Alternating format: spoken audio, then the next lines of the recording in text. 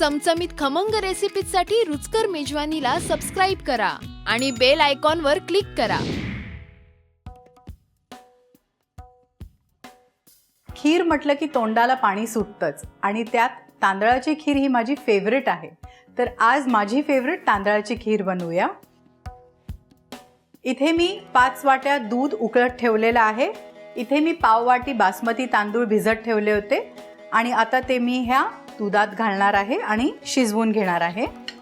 हे तांदूळ शिजायला जवळजवळ 15 मिनिटं लागतील।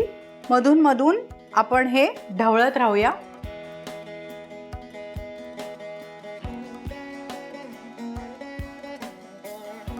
दुधाला छान उकळी आलेली आहे। आपण आता गॅस मध्यमवर ठेवूया।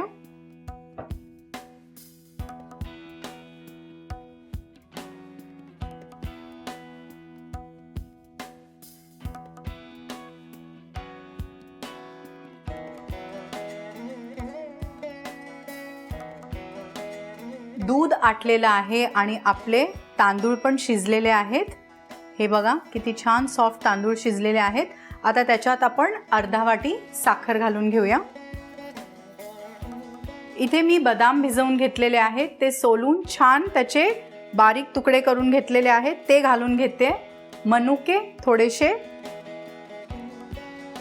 आणि पिस्ते तेही भिजवून मी छान चिरून घेतलेले आहेत।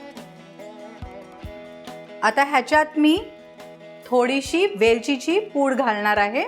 साधारण पाव चमच्यापेक्षाही थोडंसं कमी, असं चिमूटभर वेलचीची पूड। आणि आता हे जरा आपण जाड होईपर्यंत शिजवून घ्यायचंय। ह्याच्यात आता थोडंसं आपण केशर घालून घेऊया। आता ही खीर आपण थोड्या वेळ शिजवत ठेवूया, मधून मधून हलत ठेवूया। ही खीर आता आपल्याला थोडीशी जाडसर आणि क्रीमी बनवायची आहे, तर आपण थोडंसं अजून उकळून घेऊया ह्याला। आपली खीर छान घट्ट आणि क्रीमी झालेली आहे। ती आपण आता एका सर्विंग बोलमध्ये काढून घेऊया।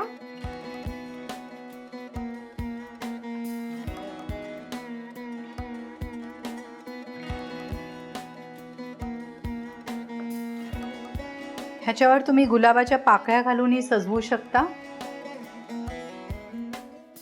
ही खीर तुम्ही थंड किंवा गरम दोन्ही प्रकारे सर्व करू शकता आणि ही किती सोपी आहे बनवायला तुम्ही बघितलेलं आहे। तर ही डिश तुम्ही नक्की ट्राय करा आणि मला कळवा। अशाच गोड गोड रेसिपीजसाठी रुचकर मेजवानीला सबस्क्राइब करा।